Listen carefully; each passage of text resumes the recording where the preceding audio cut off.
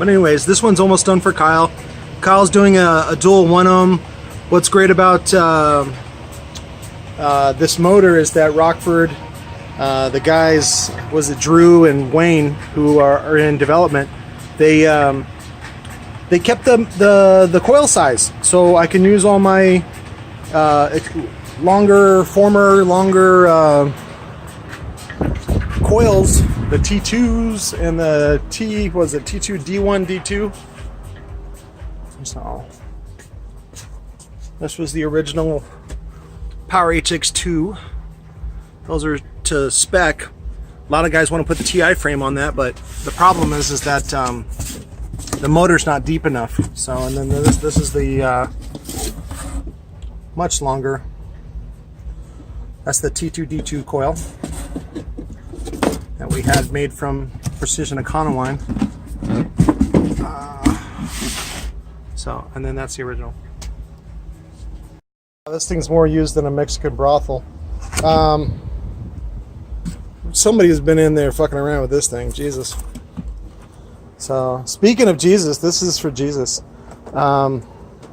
His friend just sent me a beheading video because I'm a little behind and I haven't delivered this yet. So, but hopefully we'll make him famous. God, his wife should be famous. She's on Instagram, dude. I'll send you the link to her.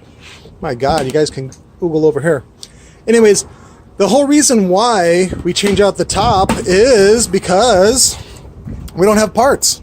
We don't have soft parts for a 13 or a 16. Reasons why Rockford made a 13 to replace the JL Audio 13W7 to fit in the same hole. Why they made a 16, I don't fucking know. There's no really fucking reason to make it except to make it proprietary. The reason why they make it proprietary is so that when it dies, you have to buy another one. You can't replace it with a 15 or an 18. So, but for some reason, Rockford expects you to buy a whole new $2,000 subwoofer again. That's, you know, fucking arrogant. But anyways, we're gonna go ahead and change this out. These are kind of hard to get to sometimes. Sometimes you got to actually grind. Here, this is gonna take me a minute. I'll show you guys here when I get that done. All good. Only had to drill out 2 bolts. So what I'm gonna do is go ahead and clean up this gap a little bit. Just needs a little cleaning. And then I'm going to put a template that we get from a water jet shop. It's just a piece of aluminum. We've been using them as adapters or spacers, and then we just shim it up with some business cards around here so that it's centered around the pole. And then we're going to drill some holes, just little pilots, and then drill and tap. Okay, so some of the bolts didn't want to come out, so I just kind of ground them down. And we'll just cover that with a little bit of spray paint. One little trick is this is just a flat, or what is a wide popsicle stick, and you're just flicking these out like that. A lot of times you can just bring it up. Oop, there we go. So you can do a lot of work with just popsicle stick and no tape yet. So sometimes you burn through a lot of tape, and the boys don't really know this. So that right there. Boom. Just flicking it out. Oh, see, get a new one. All right, clean enough. So this is just an adapter I had made at a water jet shop out of some just aluminum stock. I think either they had or I had or whatever, it doesn't matter. But that's what's great about CNC is that it's, you know, really precise. And so what I'm going to do is basically find a drill bit that's this size exactly, maybe a hair larger, because if I make the hole bigger, it's not really that big a deal. And so what I'm going to do is shim this up nice and tight with business cards so that it's centered. And then I'm going to take the drill bit, go down, and you don't want to go all the way through. You just want to sort of start it so that you basically have a little divot so you can then run. In this case, I'm going to sort of run standard hardware, which is M6. So you use a 5mm drill bit, and then I'll just drill it on the drill press, and then tap it and clean it again. So this fucker. Anyways, cleaning's done. So these things are cheap and readily available, just like your mom. So it ended up being 11 business cards to keep it nice and tight. Don't even think about trying to take this motor to like a water jet shop. The problem is that the magnet is live, and so it'll pull the equipment over and always make it off. So you have to do it by hand. And one of the tricks by doing it by hand is you do one hole first. So what I'm going to do is go ahead and take all this off, take off the shims and all that stuff, and then I'm going to drill and tap that one hole. And then I'm going to put everything back, and then I'm going to put a screw in that hole to hold it there. And then I'm going to do the one on the opposite side. And then once you do those two, then you can do the other four. So, but this is the only way to do it. If you try to cheat and just drill all the holes, it's going to be off. So I can tell you that right now. So do it this way, fucking save your time, and don't be a douche. Okay, all drilled it out. A little trick is basically take your time, even use a little bit of oil, cutting fluid or something like that to keep the drill bit from overheating, because then it'll get dull and you just got to throw it away. The other thing is, as you're drilling, again, you don't want to drill high speed, just real low speed. Take your time. You'll hear the pitch of the motor on the drill go up because it loses its load when it goes through the steel and hits the ferrite. You don't want to sit there and hammer on that ferrite because it'll dull the bed again. So that's a little tip for today. For tapping, I like to use a low torque, low power. It's not considered a low torque, but it is compared to something like these guys that are 20 volt. This is just a 12 volt Bosch hammer with a adapter so I can hold the M6 drill or M6 tap. I'm just using this is actually compressor fluid, oil, whatever, doesn't matter, it just needs to be oil. You can even use like used synthetic out of an oil change if you want. But anyways, the idea is to basically be as straight and perpendicular to the top plate as possible, and then you're going to do a couple of breaks. I like these because it has sort of like a clutch. Basically, I'm using a tapering bit to tapering tap to start. You want to go a little bit and then back it off, and you can do that over and over again very quickly rather than doing it by hand. What I do is I use a tapering bit, or tapering tap I should say. See how the threads are not quite fully formed near the tip, and then you can use a bottoming tap, or what I often end up using is a tapering tap that I've broken, and then you grind it off and then put a little bit of a chamfer on the edge with the grinder, and then now it's a bottoming tap. Okay, here's the two side by side. The one on the right has been broken, looks like at least twice. And then we grind it so that it's more of a bottoming tap. I love these. They're from DeWalt. They're basically a converter. If you have this 1/4 inch adapter to a drill bit, one of the things I also like is that they have some give to them. They also have sort of a clutch or a hammer. They're meant for hammer drills or impact drivers, and so they have a little bit of a give as well, just so that you don't break it. Okay, both bolts are in now, and then I'm going to go ahead and drill the other four. 1, 2, 3, and 4. This is a standard 5-inch hole pattern, also known as 127 millimeters, and typical from China, which is where all this stuff is from. Yes, the Chinese are taking over with their metric system. Just be afraid. Okay, I got that gap clean. One thing you'll notice after you're done drilling and tapping is that there's a little bit of oil everywhere. And that's where you can use like basically a jizz mopper of acetone. Acetone is your good buddy. That denatured alcohol and a little bit of naphtha, or not naphtha. So you just basically, this is, you know, like what I do to your mom. You just basically clean around with a little bit of acetone, and that helps with the oils that were left by the cutting. You also want to get all that, any debris off or anything off, that metal that's been ground. See, there you go.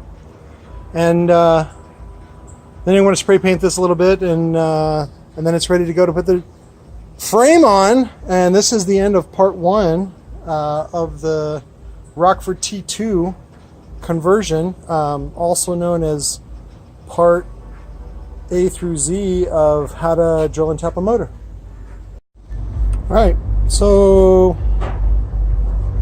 all right, so Jesus has chosen the blue TI frame in the Optimus Prime Blue, as we call it, also known as the Audio Pulse Blue. It's a two-color coating or two-coating powder coat, either a silver or a white base, and then blue on the top. Okay, so we've already skipped a couple steps. Basically, I went back and let's see if I can pull this out.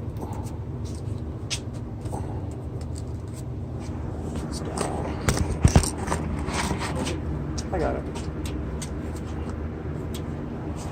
So the top plate on here is 13 millimeter or half inch, however you want to say it, half inch or 13 millimeter.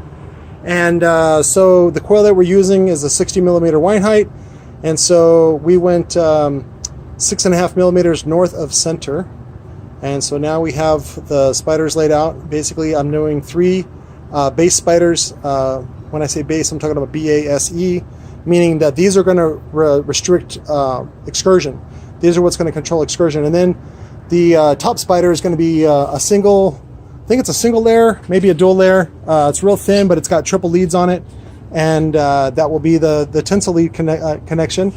And we're only going to put a small 1/4 inch spacer in between. That whole spider spacing thing doesn't really make any sense. When you poke on it and prod on it, sure, it seems like it's more stable, but typically woofers don't act like that. They're very linear until they're not, which is usually at the end of their excursion. It really doesn't have any difference how much you space the spiders.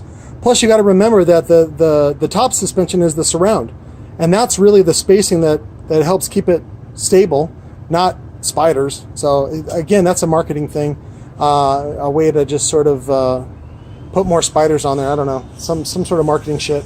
Anyways, all right. So this is set overnight. It's cured. It's ready to go. We're gonna go ahead. We have our shim. As you can see, I still use manila folder. It works great. I'm going to go ahead, when you put it in, you want to make sure you line up your leads with where your terminal is going to go. So all you do is put those 3 in there, like so. You want to double check to make sure that there's not any on the outside. I've done that many times. And you want to just slide it on there. And then, so what I'm going to do is go ahead and put down my bead of CA. And then we're going to go ahead and put a clamp, 10-inch clamp ring on it, and then clamp it down. In this case, lately I've been using a ring. What is it called? It's a collar. It was I first saw it by sundown with Jacob. So this is just a little collar. These aren't fancy because they don't say sundown on them. And what you got to do is, even if you have to break it, it's fine. The idea though is I'm going to put a little bead of epoxy in there. I'm going to put this on there. It's going to sink in there. And the idea with this spacer ring and that collar is so that the top spider does not touch the lower spider. Yes, we can put a thicker spacer in there if we wanted to. I don't really want to because these cones have been really deep lately. But the idea is to keep the 2 spiders from touching. Sometimes in some frequencies when it's playing, it'll chatter. So, and you'll get a little bit of rubbing noise.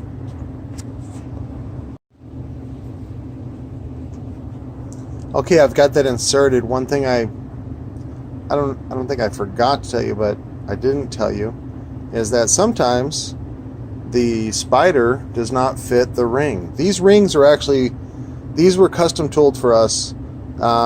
They actually took the old TC Sounds 1-inch spacer, and then I guess they filled it or whatever because it's a mold. It's the negative. And we asked for these to get made, and they made them for us. Thank you very much, guys. But sometimes whether when you're, I always like to clamp from the opposite side and work my way around. Sometimes you can do opposite like that, but this spider is slightly larger than the 9.8 inches that TC Sounds originally designed, and so sometimes you have to cut them as a relief. That's a architecture. Anyway, sometimes you cut a relief line whenever you're cutting, like with this jigsaw or scroll. So this is a relief cut so that it actually fits down on the landing where it's supposed to, and it fits flat. So, but the great thing is that anytime you laminate it, in this case, this is actually 3 lower spiders. Anytime you laminate, what you really want to do is go back and bolt to the frame, and that's what we're going to go ahead and do. So, mixing epoxy up next, and then the epoxy ring is going to go on. This one has little notches. I don't know if you can see them. You see my sausages there. See, those little notches are meant for the leads, so they don't crush them. Alright, a quick shot of this. I let this cure for about an hour with the fan on, pulled the clamps off, put a bead down of epoxy, put the ring on. This is a Rockford T2 coil, so it's a little bit larger than normal. So I had to make a relief break in it.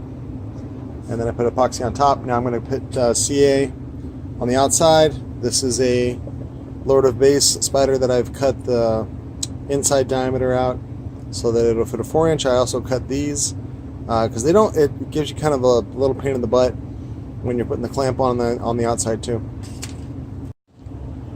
All right, we got the clamps on there, and now what I'm going to do is just terminate. So basically, I'm just going to wind it around. I'll give you a shot here at the end of what I do. Basically, this is the voice coil lead wire. See how small it is? It makes no difference if it's down here or up here. There's a lot of wives' tales and bullshit on the internet. I'm going to go ahead and give Jesus the upgrade to the magical sundown 4-gauge terminals that will fit in here, because if it's sundown, it's louder. And then once it's terminated, I'm going to go ahead and drill and tap. I'll probably just drill big enough for the whole thing to go through, and then use a nut on the bottom, just because this is a more heavy-duty motor, and sometimes the bolts that get tapped into the aluminum frame strip out. So we're going to actually I use number 6. Oddly enough, it was just what was available. They're a socket head screw. I use a socket head screw with a washer. It makes it look kind of cool, I guess. But you can use a M4, whatever's available. I think the M6 or the number 6s were just cheaper, so that's what I grabbed. Just like every other company that finds hardware, it's so stupid. Somebody asked me if, you know, this was, I think I was doing an Orion HCCA from like 1998, and it had a Torx, I think it was a Torx security screw. And I was like, why the fuck does it have a Torx security screw holding the frame to the fucking motor? Well, they got them for cheap. That's why it's there. So just because it's like that doesn't mean Orion had some special thoughts for you, or gave a shit about you. They didn't, so get over yourself. Real quick, when doing these leads, I got a pair of forceps from Harbor Freight. What I do is I just kind of hold them, and then you're able to, I actually do it from the bottom down here, and then that's what's cool is you can clamp it to hold it, and then I just wind the leads around it. Then I go back with a pair of linemans, and I kind of do a crimp. It's more like a squish, and if you got big Popeye forearms like I do, you can squeeze enough where it actually imprints into the tensils. This helps with the soldering, with thermal transfer when soldering. And make sure you use the special magical solder. People, I was in a closed forum. I think it was for Sundown or something like that, and people were like, give us some secrets, Pat. And I was like, okay. And I was like, yeah, here's the special aluminum solder and the special, I think we call it golden shower. It's so stupid. If you just Google aluminum solder, the first thing that comes up is the aluminum solder company that I got it from, which is the same one that PSI, David Moore uses, and also anybody else with any common sense. So it was so dumb, though, that I then asked for people's secrets, their secret suppliers, or where they get certain things, even though I already know. And guess what? Nobody shared anything because you guys are a bunch of douchebags. Fucking dicks. Most builders out there are actually dicks and douchebags. And they're there to rip you off. And anyways, I think I have reasonable prices considering the markup that I do. And mostly I just want to help you get good stuff and not get ripped off. But who is it? I don't even name them, give them any credit, but you guys know who the douchebags are out there that charge goddamn fucking $300 for a recone on something like a T2. But yeah, don't pay so much. Don't let people rip you off. Shop around. Do it yourself. That's why I ended up having to produce my own electricity, build my own ultra caps, and all kinds of other shit. Because guys are dicks. This is the sundown solder ring thing. This is the heavy duty one. There's a light duty one, I should say. It's a little thinner metal, I should say. And I don't know, I guess it's for like the SA. And then this is, look at that chubby fucking grub of a finger. This is the sundown frame ones. Awesome. Meh.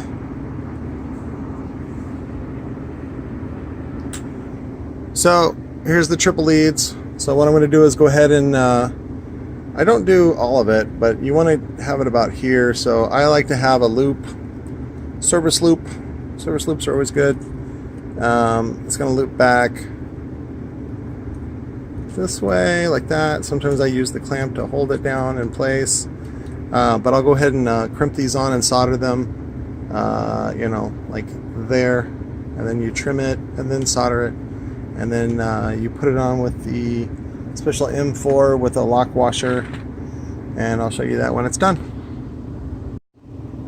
Okay. I got this side done. So this one, if you can see that. Like that. So yeah, you just cut it, and then I'll show you a little solder trick. Basically, I use a lot of these popsicle sticks. So, oh, I threw away my good one. It had all these like horseshoe burns on it. Basically, what you do is you lay. It doesn't have to be a popsicle stick. You can use like a little piece of wood or whatever. Once you cut these off, you want to lay it down like this, so that it doesn't solder to anything else. And also, this allows you to put a little bit of positive pressure on it to, you know, get that heat transfer from the soldering iron. And then on these, I actually use a little tiny drop of the golden shower flux, and because it would actually, even on, in this case where I'm using lead based solder, which is fucking awesome, by the way. Shout out to Bob Fix, who found me like 12 spools of this shit in a thrift store, and then just like gave it to me for Christmas. He's like, who uses this much fucking solder? Oh, Pat does. And it's the old lead based stuff, which is great. And all that stuff about no lead is just dumb. You're not supposed to be breathing this stuff in every day, which I don't, but the good stuff that makes it flow and makes it work right and makes it have, you know, no problems has like cadmium and a bunch of other poisonous metals. But fucking don't lick it. Don't fucking stick it in your face. Wash your hands afterwards, animals. So, but on these I just solder up against. I put a little bit of the flux. I just kind of paint it on there, and then I do all four, and then I go back and solder them. This one has to be pressed, and and then I use the special magic solder to put on there. And it's funny, Pierce Audio Products, shout out to Paul Pierce, who helped me back in the old days. He actually does both sides, which I find amusing, to show build quality. You don't have to do both sides, but if you want to, then you can. Again, what you want to do is when you fold it down, and you want to lay it down like that, and then do the back side, and that's so you don't solder to your own tinsel lead. Smoking! So that's that little horseshoe print I was telling you about. That's a little bit of the flux, that's a little bit of the heat. What I do is I actually go back and clean the terminals. You should always clean off extra flux with, you can use alcohol. I just use denatured alcohol. You can also use rubbing alcohol that you find at the Walmart or the grocery store or whatever. That rosin sometimes, depending on the formula, will contain stuff that breaks down metal over time. So you want to do that. When I was in the Air Force, they had a whole chapter in our instructions about soldering. They said that the NASA space program, like some ridiculous number, like 75% of all failures were due to bad solder joints. So if the Air Force's intentions was to scare me to death, they did a good job. So I make sure all my solder joints are awesome and are shiny, not dull. And typically that's from not enough heat. I use a Solomon SL10. You can actually use a cheap fucking $4. Sometimes you get them for $1. And on Black Friday, I got them for 50 cents. And those are like starting 40-watt irons that, you know, they work too. They work fine. I just like this because it has the fancy holder, and I've been using it for years and years and years. Some people use Weller or whatever. Doesn't fucking matter. It's just a hot piece of iron. I like these because I don't know why the fuck I'm talking about my soldering iron like it's some magic thing. I like these because you right there, don't touch that. You can unscrew this sheath that holds in the tip, and then what I do is actually MCM Electronics isn't around anymore, but I used to buy like surplus ones that were like super cheap, like 50 cents each or something like that, and then I would because it's like a big block of copper that's been tinned, and I would cut them down with the Lyman pliers to fit on these. But I actually found you can actually buy a whole replacement thing that plugs into there, which is another great thing. And these are like, you can get them for like $10, but you got to buy like 10, which is fine. I don't care. I use the tip cleaner from either Parts Express. I think it's made by the company that makes Deoxit. This is, of course, a blend of flux and I think a little bit of solder, like all chopped up and put in there. And usually these are about $7. I use actually a stainless steel. These are the cleaning ones that you can buy. I like them because they don't rust. You can buy the brass ones or even the copper ones, and those work as well. But I use these for other things. And then usually, like, I don't know, I would like to say once a month, but it's probably like once every year. I actually go in there and vacuum all that shit out, and then you just flip it over and use the other side. One thing that I don't know, maybe some solder experts would say is that the stainless is actually too tough and it scrapes away some of the coating, which, whatever, I don't give a shit.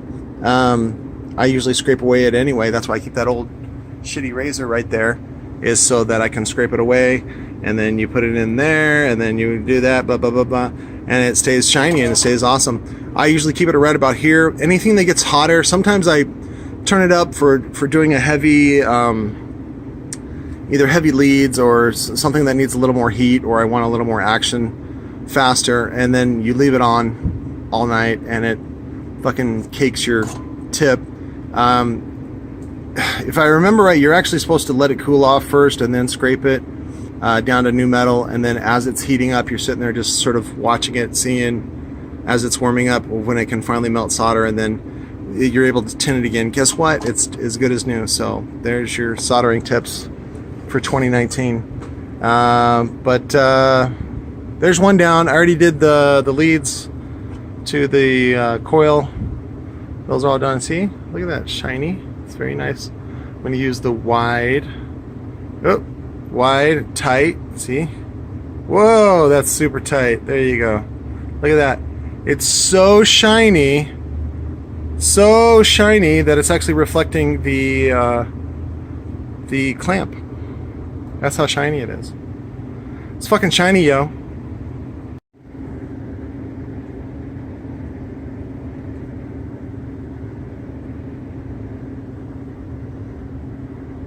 Okay, it's bolt time.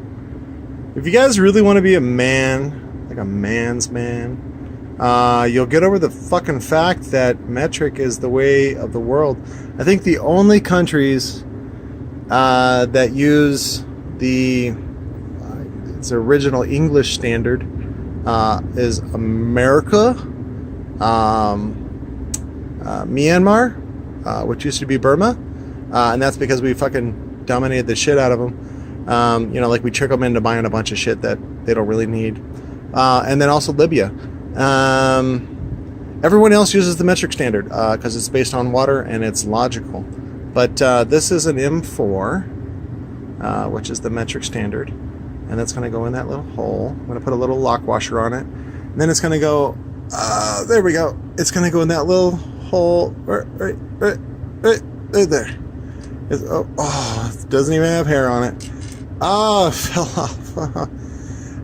And this is just a standard 3mm that uses, see how simple that is? A 3mm hex head uses a M4. Oh, I love it. Anyways, on this one I used the lock nuts just because it's easier than doing the washer first and then the nut. And then what I'll do is once all the bolts are on, I'll still jizz them up with some CA to make sure that they don't come undone, because these subwoofers tend to vibrate a little bit. And look at that, I did the little cute boots. Everybody loves beautiful cute boots. And positive is always on the left, always. And then this is the negative, even though, I mean, it wants to be positive, but you know, sometimes people are negative. It's okay. It's okay to be sad. That's what Louis C.K. says. It's okay to be sad and masturbate in front of people. It's great. With consent, you weirdos. Speaking of which, I actually grind down to the metal. I saw the dude from EMF. I'm sorry, I don't know your name. Whatever.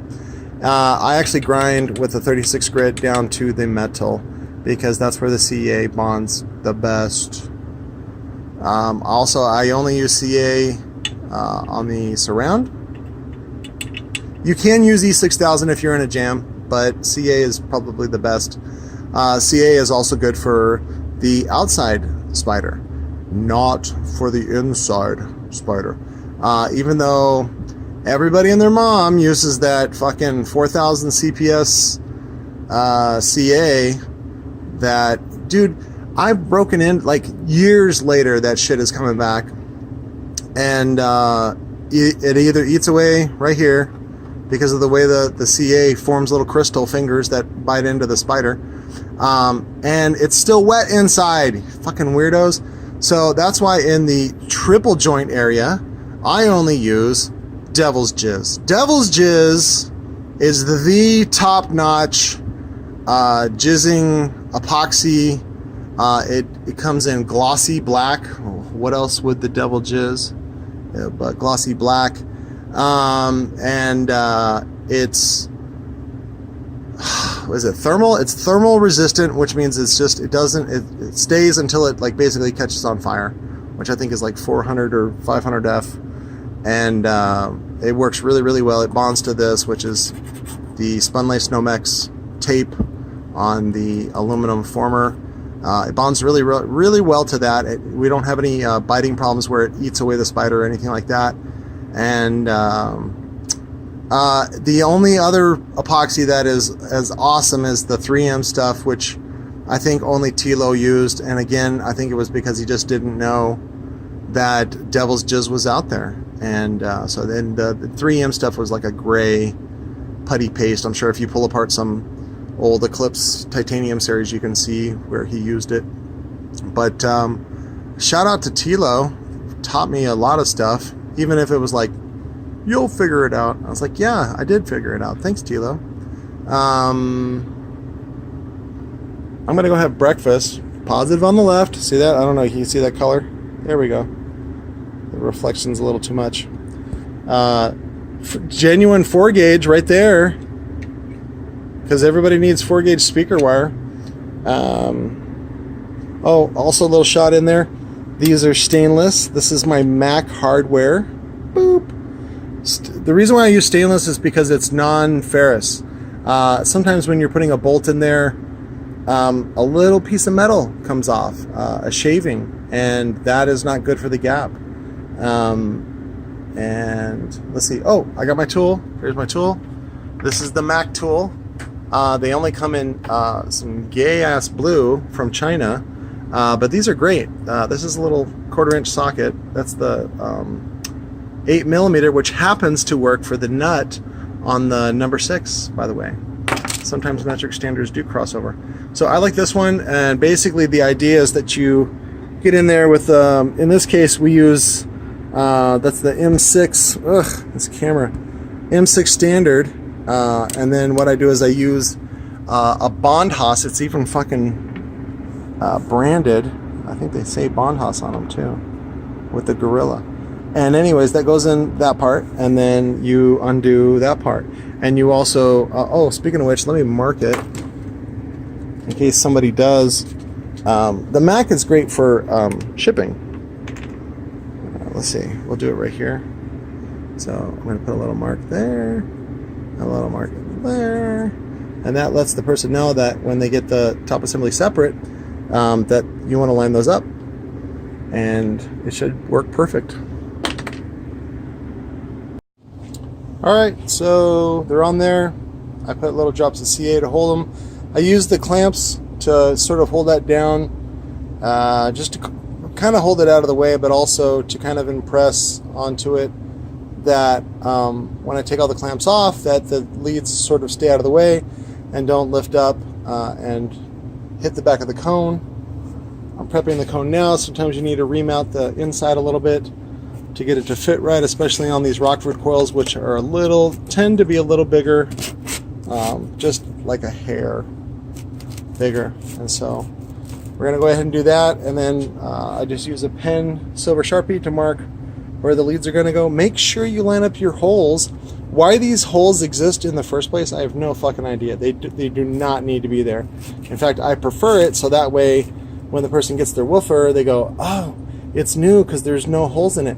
The only problem with that is that one time I put the gasket on, just like, I just put it on, I didn't even line up the holes, and the guy put in, I think not, we got 1, 2, 3, 4 screws, drywall screws, no less, straight into the frame, said that the woofer was wrong and sent it back, and I gave him a full refund because that guy was too dumb to own a subwoofer. But, you know, I don't do that anymore, and I don't judge you if you're dumb. I mean, I'm glad you're dumb enough to order stuff from me, right? Because according to the internet, I just make garbage out of my garage, which is kind of true because this is my garage. Anyways, I'm gonna go have breakfast with the wife, and then I'm gonna come back and cut these, add the jizz. Oh wait, oh my god, I almost forgot. That's a terrible mistake. I got a drill. I usually do one per window. This is the window. Drill and put the bolts on. I use a small drill bit. Typically I use the number 6 pilot, which is for the number 6 drill bit, which is what I do. But what you want to do is use a small drill bit, little to no pressure and high speed, to kind of get through that aluminum without breaking off the powder coat. Sometimes these baskets get 3 and 4 layers and it just comes off like a flaky biscuit, and then you have a big chunk of the powder coat missing from the back of it. Not that a lot of people see it, but it's just one of those things that, you know, you try not to have. But I'm going to go ahead and drill pilots now. Also, you want to make sure, I've done this many times, You want to make sure your CA is at least cure to the touch, so that the shavings from the aluminum do not get mixed in with the CA, because then that shit's forever and you can't pick it out. It's fucking tough. But so make sure it's like cured. I'm going to go ahead and turn on this fan, which is what this is for, and let that fucker dry. Okay, the bolts are in. I went ahead and used just the nylock nuts, so there's no Sharpies, pokies, gonna poke people. They reach in there and use the tool to undo the assembly. Terminals look good, everything else looks good.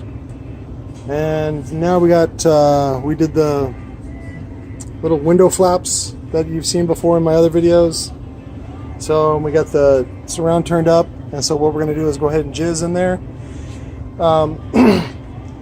The cone does not quite meet down in there, but it's still good to jizz this on top, just to make sure that this is encapsulated to hold it down.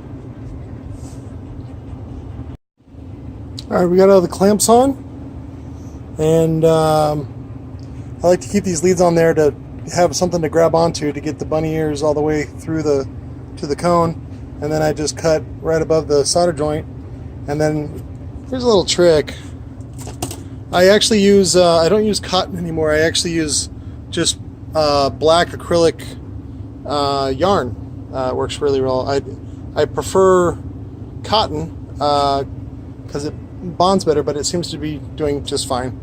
What I do is I take a pair of needle nose after I I run the yarn down in this little joint to make sure there's no leaks, and I go both behind this lead, and then what I do is I grab it and then I pull it to the side, typically the outside, and then I fold it like that, and then it lays down and tucks. I tuck, sorry, I have to see. I tuck this, and then I tuck this, and then I go back and do the yarn again.